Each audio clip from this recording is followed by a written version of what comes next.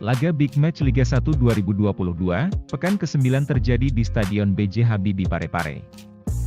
Laga ini mempertemukan tuan rumah PSM Makassar, yang berhasil mengalahkan Persebaya Surabaya dengan skor 3-0. Pesta 3 gol skuad Juku Eja ke gawang Persebaya, dibuat oleh Ramadan Sananta pada menit 16. Kemudian gol Yakob Sayuri pada menit 45. Dan penalti Yuran Fernandes pada menit 59.